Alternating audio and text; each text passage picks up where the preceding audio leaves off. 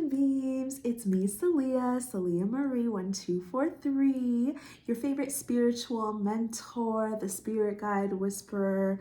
I am here with a video on more holistic tips for productivity. The reason why I say more is because I already just did a podcast episode talking about some of the things that I've been doing lately to improve my productivity. Life has been on X Games mode. I'm gonna say that again. Life has been on X Games mode, especially in 2023. I feel us easing into 2024 a lot, but you know how energy is never really just on one day or during one year, right? Just the same way that like Mercury retrograde, for example, has a shadow period. You're going to feel the energy a little bit before and you're going to feel the energy a little bit afterwards. That's the same with any type of energy. It's not like cut and dry. Energy is very fluid and always moving. So we're moving into 2024, more ease, but definitely life still a little bit on X Games mode. So I wanted to share some of these tips that I thought would be helpful. After I recorded the podcast episode, I thought of a bunch of other things that I have been doing. So I wanted to make sure that I got those. I have them written down. For those of you guys who don't know, I have ADHD. I talked about it in the podcast. I've been doing some ADHD content. So if you're a spiritual ADHD, neurodivergent girly or dude or person, definitely go check out the podcast. There's a bunch of really good spiritual stuff there. So wrote down my notes because I need my notes, babes. But the first extra holistic productivity tip is stop linking your productivity to your self-worth and confidence. Yeah, that's a huge one that I left out during the podcast. If you guys aren't subscribed to the podcast, it'll be linked down below, but it's Cosmosis or whatever with Salia Marie 1243. Ooh, throat chakra clearing out. I've been trying to get better at promoting the podcast, to like just promoting things in general, right? Because that's a whole different story. There's something from a past life that has come up, working through it. Healing is a continuous journey, right? But yeah, stop linking your productivity to your self-worth. I feel like that is probably one of the absolute top tips that I could give you besides those ta-da lists that I was telling you in the podcast. But linking your productivity to your self-worth is like a one-way ticket to hell. Sorry, it is. It's like a one-way ticket to hell because it's just, you limit yourself so much. You are so much more than what you can get accomplished. I think we as a society are it's weird because in a way I feel like some people are at the very peak where that is so true for some people. Like productivity is the only way that you're worth anything. But then in a way, I feel like we are transitioning out of that.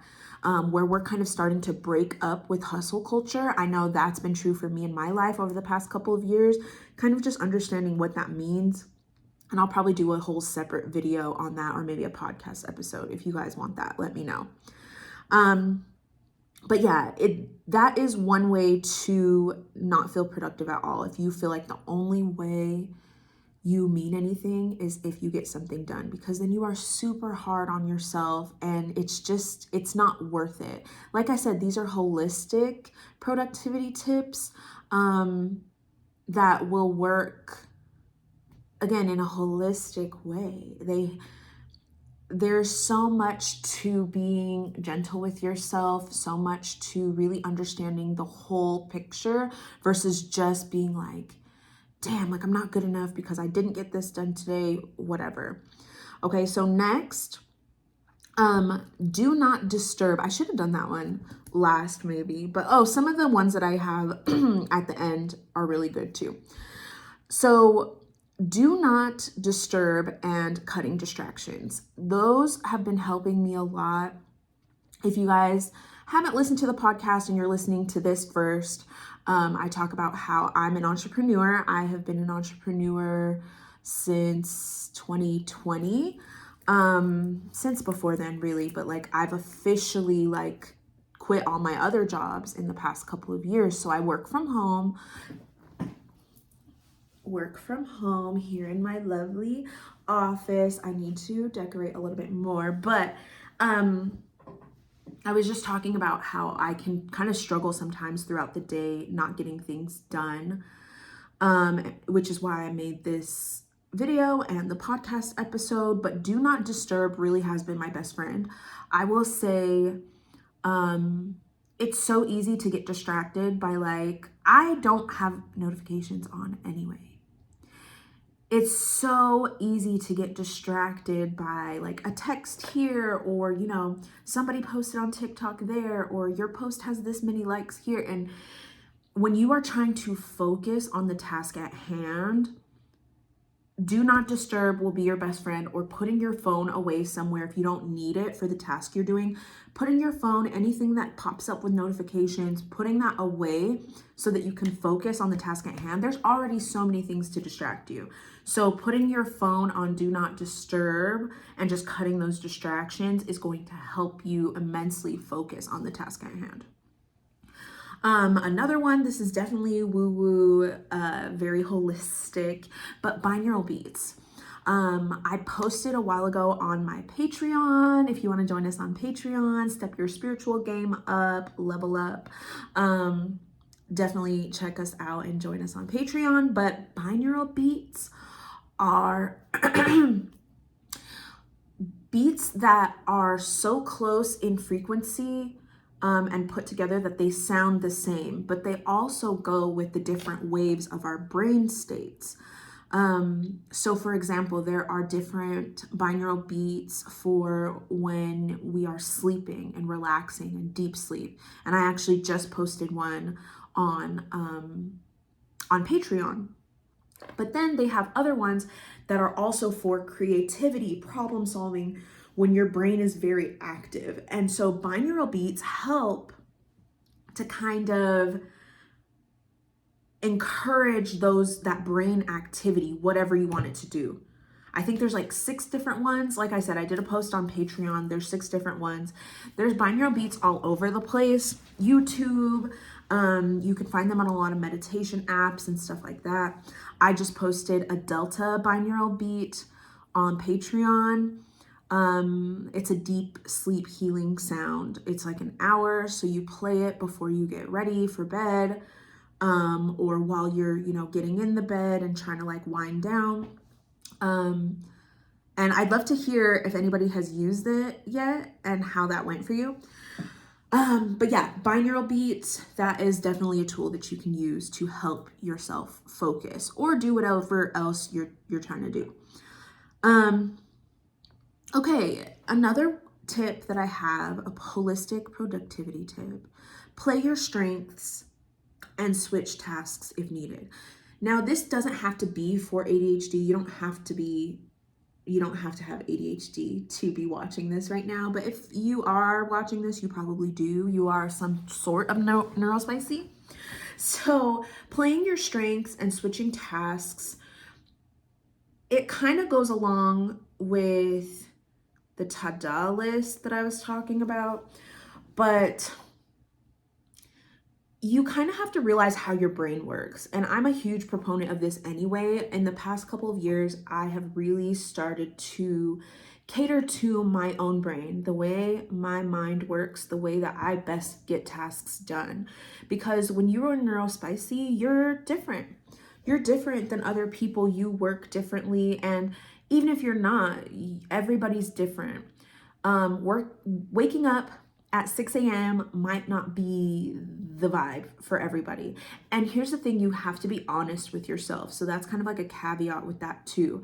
Be honest with yourself and be open. Hold yourself accountable without linking the productivity to your worth. You know, I think that has been a huge thing on my healing journey in general, is finding that sweet spot between holding myself accountable, but also being gentle with myself. And I feel like right there in the middle, that nice, sweet equilibrium is a lot of healing, especially for my inner child, when she is so used to one side or the other. And I know that's true for a lot of us. So, yeah, switch tasks if needed. And what I mean by that is obviously if there's something that you need to get done, try your best to get it done. But sometimes whatever is going on with that task, our brains just aren't focused on it. If you have to switch, go ahead and switch and see if you can switch back to the other task later. And I know that might sound counterintuitive, or that might, like, some of you guys are probably thinking, well, that's not going to help me with my productivity. It's what I really want to do with the podcast episode and with this is really reframe what productivity looks like. And I feel like that's a huge part of everybody's healing journey, is kind of just reframing what it looks like and understanding and giving ourselves permission for productivity to be something different that maybe we weren't taught in school or by our parents or whatever. So if you need to switch tasks, switch tasks. There might be something energetically that needs to happen with that task. If you can, bring yourself back to the original task, but play your strengths. If you know that you are not a morning person, try and schedule things more towards the afternoon or the nighttime. If you know that you get your peak energy around 4 p.m., schedule your tasks for then. I know one thing that people like to do is called eat the frog, and eating the frog is like doing your hardest task first. And I will admit, sometimes that works for me, but sometimes it doesn't. Sometimes the stress of getting that first initial frog, eating that frog, the first initial task of getting that done is so anxiety inducing that I'm like, no, I don't want to do that. And then I don't end up doing anything, kind of like an executive dysfunction moment. So you don't always have to eat your frogs first. You can do other things and ease into your day if it works for you. This is all very, very individual, and it's up to you. So just finding what works best for you is the best thing. Okay, so mindfulness. Mindfulness is really, really important when it comes to this too. Mindfulness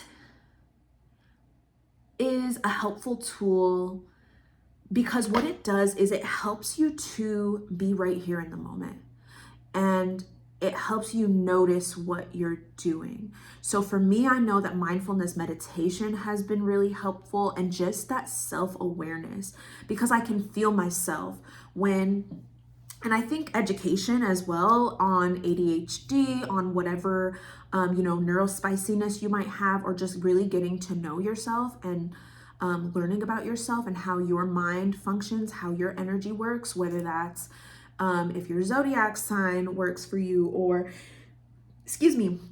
throat chakra, your human design chart, if your life path number, all of those things are ways not to just live by them, right? I think a lot of people who don't believe in them think that we all just like live by those things. No, they're kind of just a steady guide for us to go in the direction that we need to go in this lifetime. So yeah, practicing mindfulness is important because what it allows you to do is notice when you are doing something, right? So for example, if I am trying to get a task done and I really feel the urge to go do something else, because I have been practicing more mindfulness, I can now recognize myself, this feeling that's coming up in me that wants to do something else.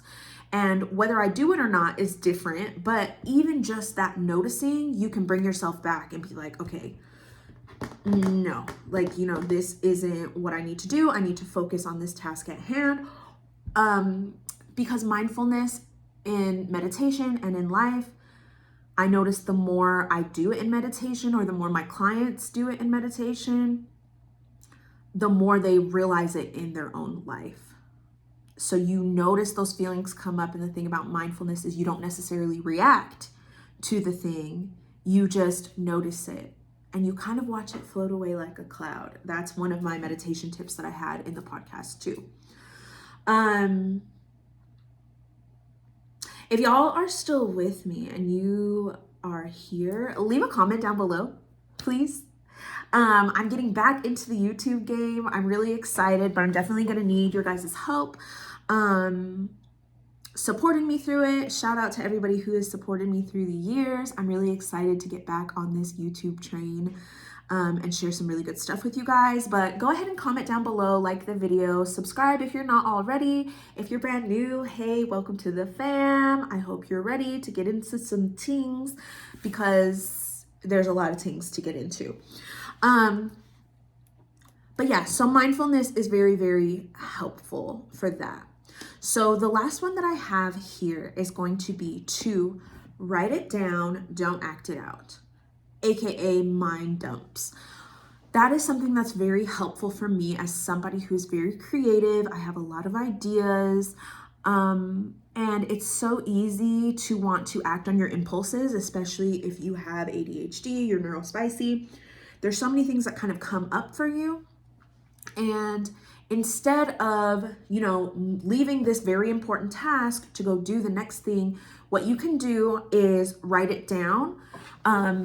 Don't do a whole bunch of detail because that will kind of end up becoming more than what it is, but just get down the general points of what you want to do, and then you can set it and forget it. You don't have to worry about it later, but you can still focus on the task that you have at hand. Does that make sense? You are able to, and then you'll have a whole list when you get bored, when you're seeking some adrenaline, if you're seeking those endorphins that we often do as neurospicy people, then you have a whole list of things you can do when you have the time. Don't look at this list while you're doing important tasks. That's not the same thing, okay? So, yeah, that was the last tip. I hope this was helpful for you guys. Let me know if you like the casual style of this video. I'm getting ready to film a bunch of different videos. I'm hoping to kind of batch some content. So if you're seeing this, there's probably other videos that'll be interesting to you out on the channel. And then I'm hoping I can start doing weekly posts and then also going live more often on YouTube to do readings, collective messages, stuff like that. But thank you so much for watching. I love you guys. Thank you for your support, your energy, your time. Drink some water. I hope you have a great day or night or whatever you're having, and I'll see you guys in the next one. Bye.